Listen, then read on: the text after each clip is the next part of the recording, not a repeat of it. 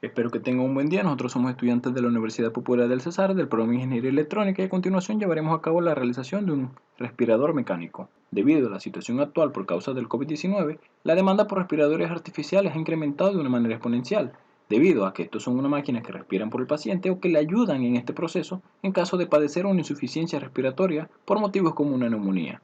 En este caso, nuestro respirador funcionará con la ayuda de un microcontrolador, que son circuitos programables que ejecutan las instrucciones que han sido grabadas previamente en su memoria. Estas máquinas introducen el aire en los pulmones y lo extraen para facilitar la respiración en una persona que no puede hacerlo por sí misma. Antes de ver cómo desarrollamos nuestro respirador, tenemos que entender cómo se comporta una respiración.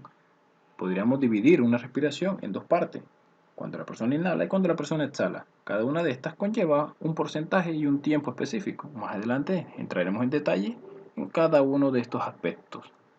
Luego observaremos nuestro prototipo finalizado en 3D y posterior a ello nuestra PCB y cómo fue la realización de nuestro proyecto. Mediante la siguiente imagen se puede observar un poco mejor cómo es el comportamiento de una respiración.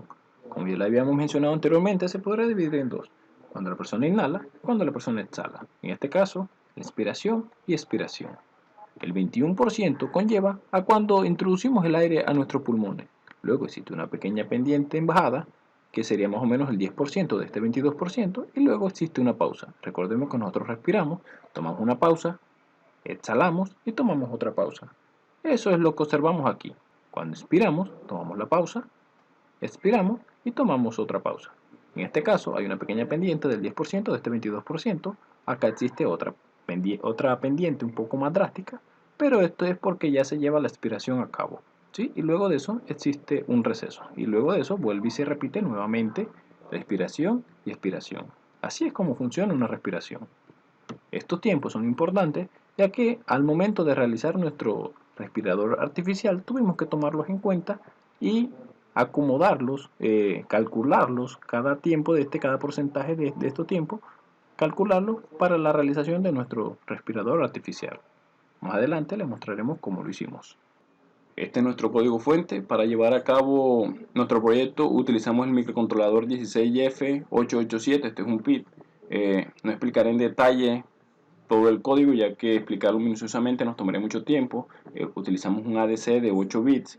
En esta parte encontramos todas las variables que utilizamos, como el valor mínimo, valor máximo, unidad, decena. Estos son para nuestro display 7 segmentos. Encontramos la posición del servo, el tiempo de subida, de bajada, el pausa. Estas son variables enteras de 8 bits y 6 bits flotantes. Acá encontramos un vector de 10 posiciones, el cual utilizamos para poder visualizar los datos en el display del 0 al 9. Posterior a ello encontramos esto que son banderas. También se le llaman bandera porque simplemente son variables de un solo bit, pueden ser 0 o 1. En este caso, que está acá abajo, encontramos dos void, que los voids lo utilizamos acá arriba para que se pudieran llamar cada vez que nosotros quisiéramos, es decir, utilizarlo de manera global. Posterior a ello encontramos la interrupción del timer cada vez que se desborde la cuenta. Nos muestra el void que dice solo mostrar variable. Más abajo explicaremos la sentencia de ese código. Luego encontramos las interrupciones del puerto B. Esto lo hacemos para saber qué botón se ha presionado, si el botón de inicio, el botón de pausa, de stop, perdón, o el botón de emergencia. Si el botón de emergencia se activa nuestra bandera y se activa un CSP, es decir, activamos nuestro segundo pulso PWM para hacer activar nuestro buffer o nuestra alarma. Posterior a ello encontramos nuestro main principal, donde se hacen las configuraciones de nuestros pines como entrada, como salida, se activan las resistencias de pull all, se captura el dato ADC, se activan todas las interrupciones. Posterior a ello tenemos nuestro while, donde dependiendo qué bandera esté activa en ese momento, llevará a cabo la posición de nuestro servo, de subida, de bajada, mover a nuestro servo. Posterior a ello, si la bandera que se activó fue la de inicio, él hará todos los cálculos necesarios para el tiempo, activará nuestro pulso PWM, etcétera. Posterior a ello, si el botón que se presionó fue stop, simplemente nos va a mostrar en nuestro display 7 segmento el valor que va a miren que cuando el ADC es 0, simplemente nos mostrará el mínimo valor que es 12 Y si nuestro ADC está en máximo, utilizamos este factor que está aquí para que la cuenta máxima sea 50. Pasemos acá abajo, acá tenemos nuestro void de solo mostrar variable, donde dividimos el valor que nosotros hayamos capturado acá arriba y lo dividimos en dos, unidades y decenas, para posteriormente en este void que está acá, dice que solo mostrar variable, simplemente mostramos en un display la unidad y en otro mostramos la decena. Esto lo hace tan rápido que los humanos creen que los dos están prendidos al mismo tiempo, pero no.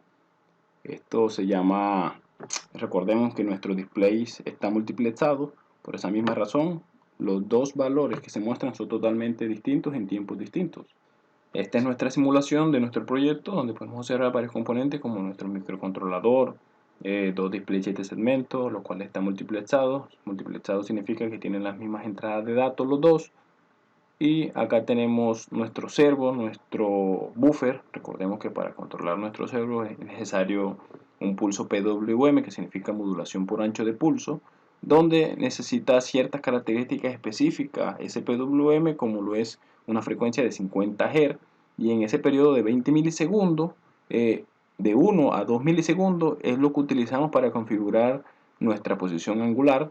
Tenemos nuestros botones, nuestros pulsadores, un potenciómetro, el cual utilizamos para variar nuestro valor ADC. Vamos a correr nuestra simulación. En esta parte que está acá arriba, en el display 7 segmento, es donde visualizamos los valores nominales de respiración, es decir, nuestra frecuencia. Recordemos que nuestra frecuencia es para un recién nacido, para un lactante, para un niño al nacer, para niños, adolescentes, adultos. Entonces, nuestra frecuencia siempre va a cambiarse dependiendo al paciente que estemos tratando. En este caso, si es un niño, un recién nacido, su frecuencia va desde 35 hasta 40. Dependiendo qué valor tengamos acá, la velocidad de nuestro cerebro va a cambiar. Recordemos que no todos respiran iguales, por eso tienen frecuencias distintas. No todos respiran a la misma rapidez. Entonces vamos a correr nuestro sistema y veamos cómo se mueve nuestro servo. Acá tenemos la frecuencia. Este es un osciloscopio. Miren cómo se mueve. Si en caso tal queremos cambiar dicha frecuencia, toca detener la simulación. Podemos bajar el dato. El valor mínimo, como ya le había mencionado, es 12. Aquí lo tenemos. Damos inicio. Y observemos cómo se mueve nuestro servo. Vamos a dar un poco de zoom. De la velocidad.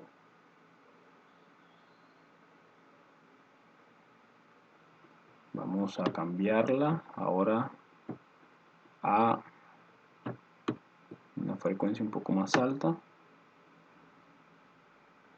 Si nuestro ADC está en nuestro valor máximo, el número mayor o el número máximo que se visualizará en nuestro display es el número 50, como podemos observar. Vamos a darle inicio y vemos que la velocidad de nuestro servo es totalmente distinta a cuando lo teníamos en 12. ¿Ven? Ahora, en caso tal que la persona se sienta de pronto un poco mal, puede activar el botón de asistente, el cual activará nuestro buffer, que es una alarma.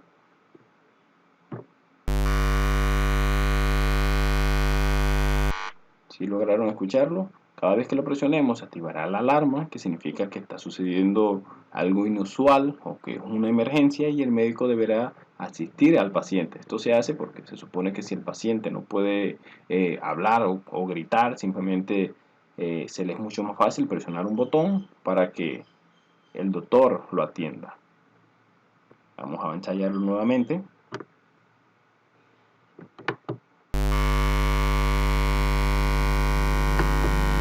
Ahí lo tenemos. Si queremos detener nuestra simulación, la detenemos y nos queda nuestro valor y nuestro servo no se moverá, pero sigue funcionando nuestro sistema todavía. Una vez que le demos inicio, se mantiene el mismo valor y el servo continúa su movimiento. Esto es todo en la simulación.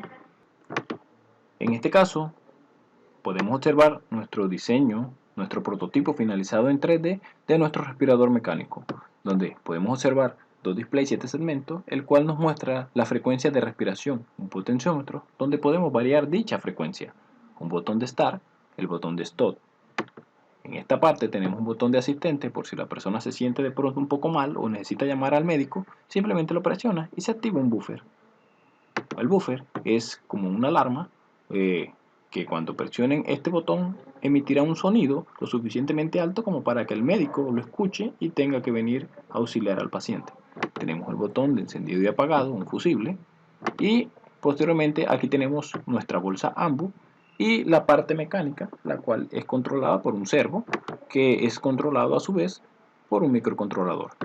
Este es nuestro diseño, nuestro prototipo terminado, como quedaría nuestro respirador artificial.